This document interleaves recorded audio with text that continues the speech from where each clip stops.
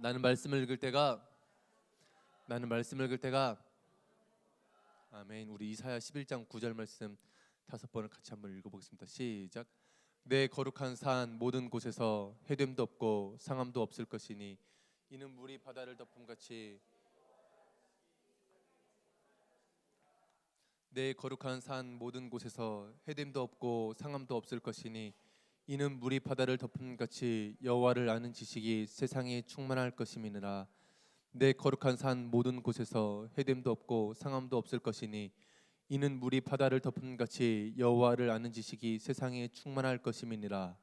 내 거룩한 산 모든 곳에서 해됨도 없고 상함도 없을 것이니 이는 물이 바다를 덮음같이 여호와를 아는 지식이 세상에 충만할 것임이니라.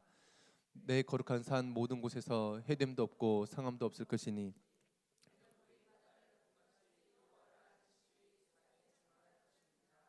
아멘.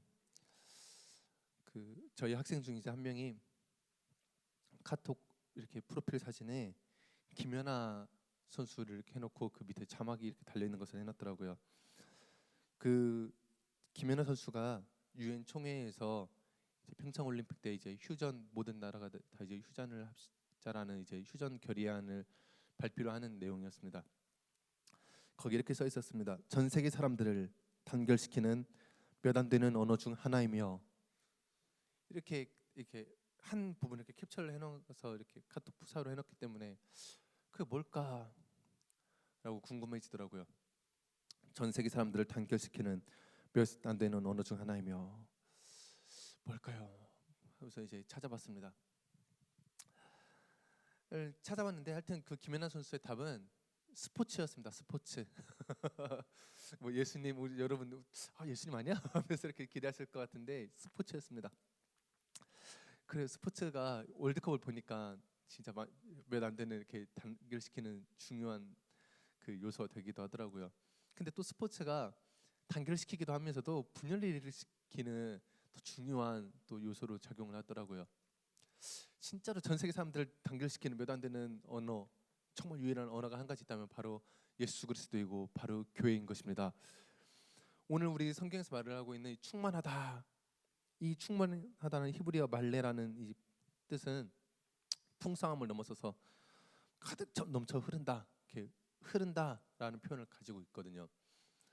대체적으로 완전한 상태를 이렇게 가리킬 때 하는 말이고 그리스도의 은혜가 충만하고 그리스도의 신성이 충만하고 하나님의 경륜이 충만하고 믿는 자의 궁극적인 그 구원이 충만할 때 그때 쓰여지는 단어가 이 바로 충만할 거다라는 이 단어인 것입니다. 뭐 요즘에는 충만 치킨이 있어서 그런지 하여튼 인터넷 충만을 치면은 충만 치킨이 가장 먼저 뜨더라고요. 이 충만 치킨이 뜨기 전까지만 하더라도 이 충만이라는 단어는 오직 예수 그리스도와 그분을 따르는 하나님의 백성의 언어였습니다. 그분들의 단어였고 그분들의 핵심적인 요소를 잘 나타내고 있는 단어가 바로 이 충만이라는 것이었습니다. 그리고 하나님은 우리가 충만한 삶을 살기를 원하십니다. 지난번에도 말씀드렸지만 은사 중 최고의 은사가 있다면 바로 사랑하는 은사지요. 하나님 우리가 서로 사랑함으로써 하나가 되기를 원하십니다.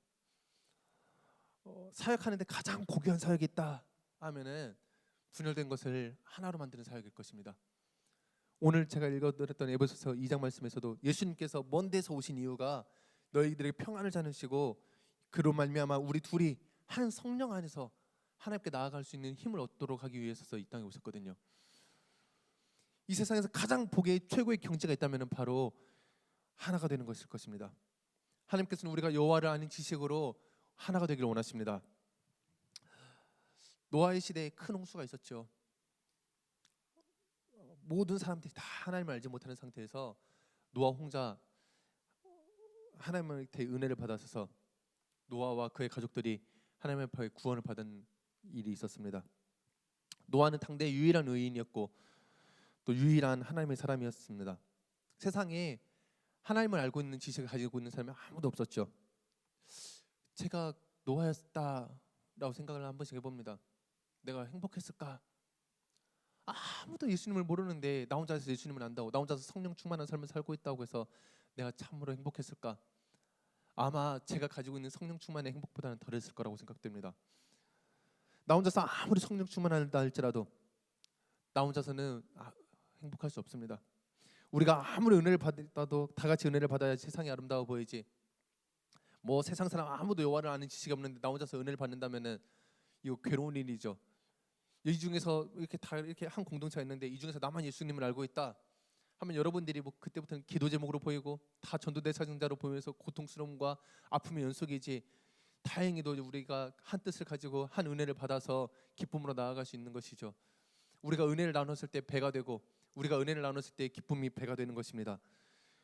풍성한 은혜는 우리가 그리스도를 아는 지식으로 하나가 될 때 비로소 이루어질 수 있는 것입니다. 에베소서 1장 23절 우리 같이 한번 읽어보겠습니다. 시작.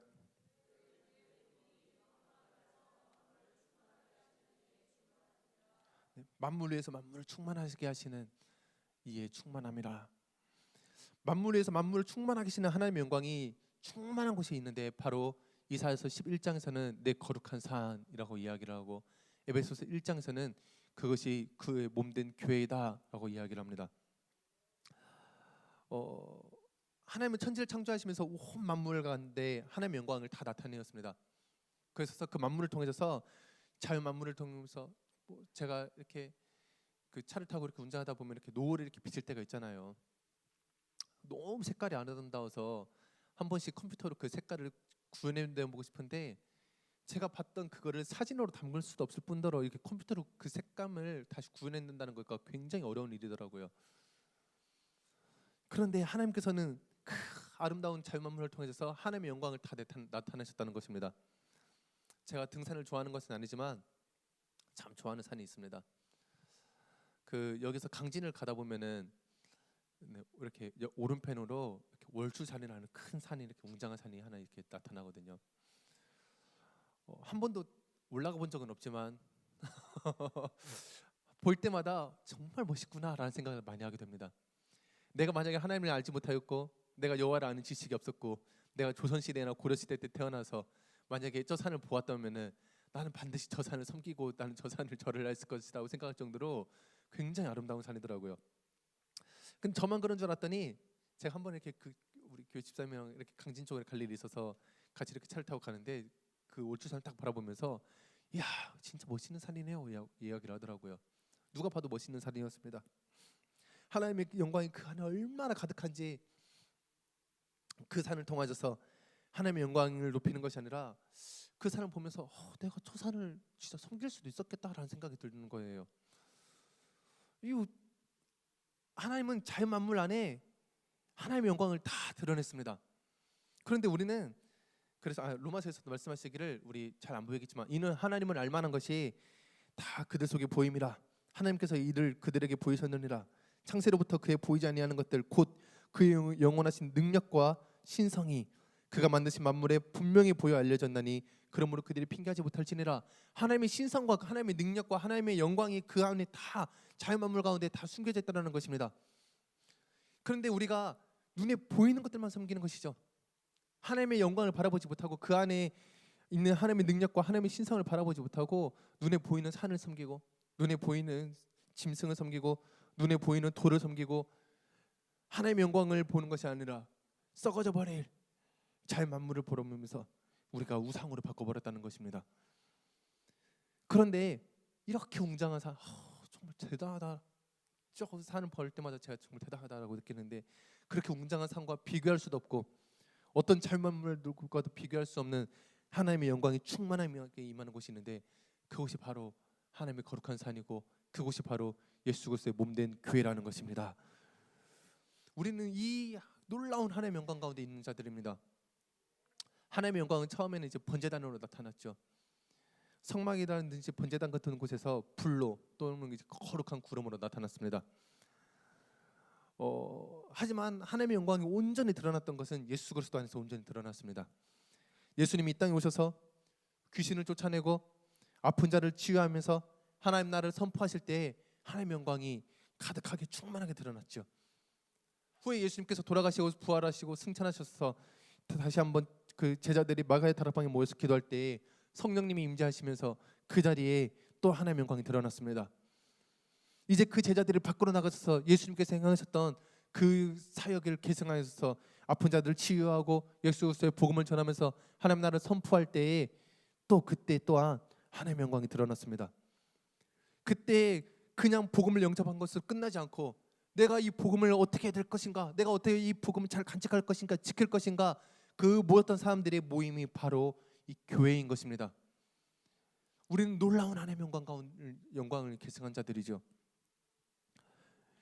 이 예수님께서 교회를 얼마나 아름답게 사랑하시고 이 교회를 얼마나 아름답게 사용하시는지, 이 교회를 통하여서 구원의 방주의 역할을 계속해서 이어나가게 하시고, 이 교회를 통하여서 하나님 나라의 복음의 선포가 계속해서 이루어지게 하시고, 이 교회를 통하여서 예수님께서 하시고자 했던 그 모든 일들을 끊임없이 하고 있는 것이 바로 교회라는 것입니다. 광야에서 백성들을 이끌어내고 하나님 나라를 선포했던 예수님의 영광이 계승되어져서 이제 교회 안에 하나님의 놀라운 영광이 담겨져 있는 것이죠. 그런데 하나님께서는 이것에서 끝나지 않았습니다. 그 모인 자들이 심령 하나하나 속에 임하셔서 예수 그리스도의 이름을 부르게 하시고 또 한 사람 한 사람을 거룩하게 하시고 그들을 뭐라고 하셨는가? 하나님의 교회요, 너희가 하나님의 성전이다 라고 우리를 부르신 것입니다. 우리 개개인 하나하나를, 우리 정말 보잘것없는 우리 하나하나를 부르시면서 너희가 하나님의 영광이다, 네 안에 하나님의 영광이 가득하다. 그 출애굽했을 때 그 하나님 놀라운 하나님의 영광이, 그 광야 생활에서 내가 너희를 먹고 입히고 재웠던 그 하나님의 영광이, 그 다윗 때에 충만했던 하나님의 그 영광이, 예수 그리스도에게 예수 그리스도로 말미암아 완전해졌던 그 하나님의 영광이, 성령으로 말미암아 더 계속해서 이어졌던 그 하나님의 영광이 이제 교회를 통해서, 그 교회는 바로 우리 한 사람 한 사람을 통해서 우리 그 하나님의 영광이 충만하게 채우는 존재라라고 예수님께서, 하나님께서 우리를 부르시는 것입니다. 그래서 우리가 옆 집체를 바라볼 때마다 그냥 단순한 지체가 아니라, 그냥 단순한 한 사람이 아니라 하나님의 영광의 교회요, 하나님의 영광이 가득한 하나님의 형상으로 바라봐야 되는 것이죠. 그 마음 같아서는 서로 얼굴을 바라보면서 인사하고 싶으나 때가 새벽인지라 많은 사람들이 화장하지 못하였고 많은 사람들이 또 민망하니 우리 마음속으로만 우리 옆 사람을 바라보면서 당신은 하나님의 영광입니다 라고 선포하길 소망합니다. 아예 감사합니다. 우리 옆 사람은 정말 오늘 좀 이렇게 그래도 이렇게 오늘 이렇게 일이 있어서 이렇게 좀 정장을 입고 차려오신 분들도 있지만 우리는 하나님의 영광입니다.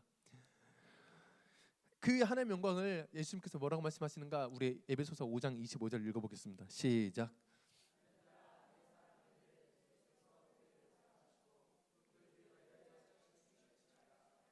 에베소서 5장은 그 믿는 자들의 가정론에 대해서도 이야기를 하고 있지만 또 동일하게 교회론에 대해서도 이야기를 하고 있습니다.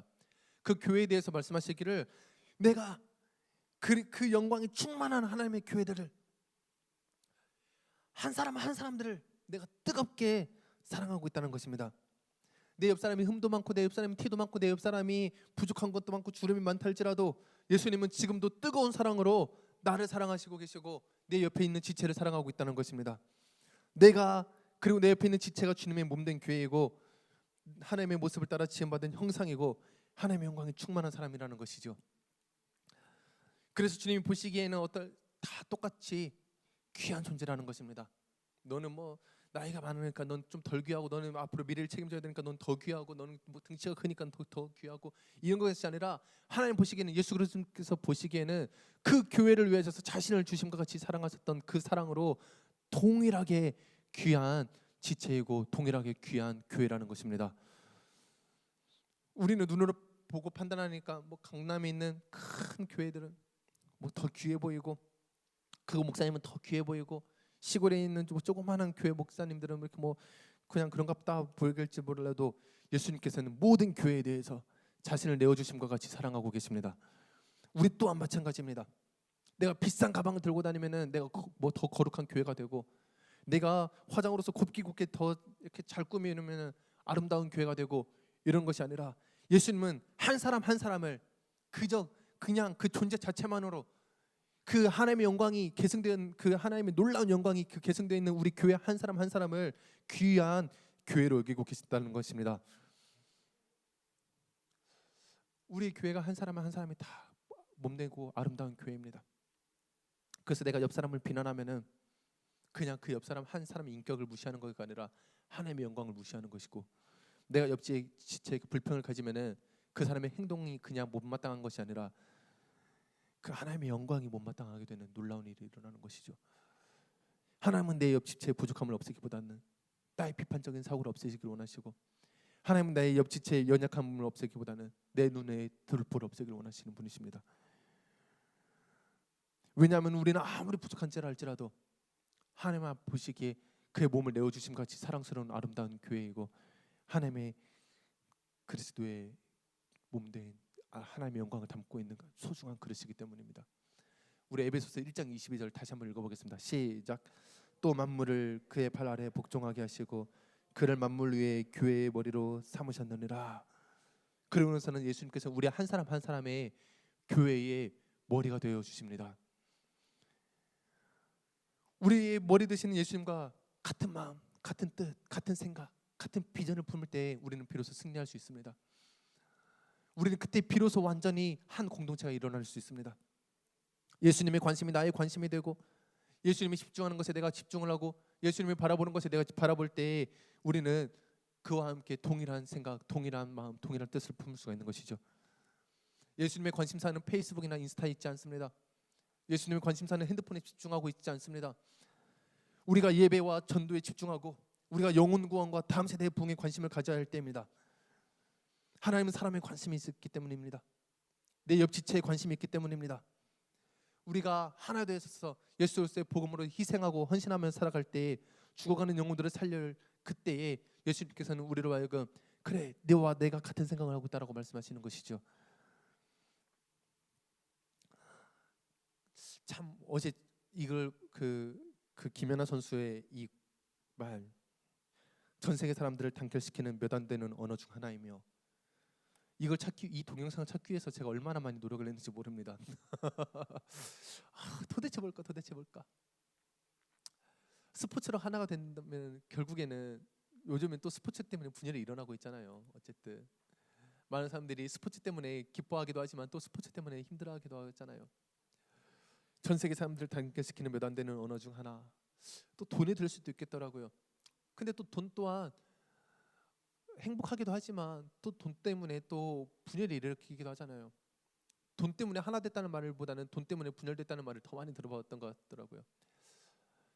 정말 아무리 생각해보고 아무리 고민해봐도 전 세계 사람들을 단결시키는 몇 안 되는 언어 중 하나이며 바로 교회이고 바로 예수 그리스도입니다.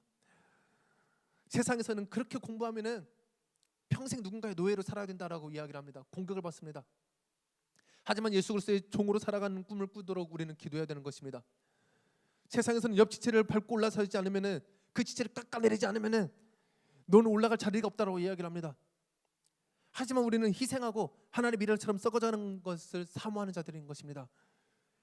우리가 없었을 때, 우리가 죽을 때에 우리는 진정으로 하나 될 수 있고, 그때 하나님이 우리를 높이시며 그때 우리가 하나님과 함께 왕노를 하게 되는 것입니다. 우리 이사야 11장 9절 말씀 다시 한번 읽어보겠습니다. 시작. 내 거룩한 산 모든 곳에서 해됨도 없고 상함도 없을 것이니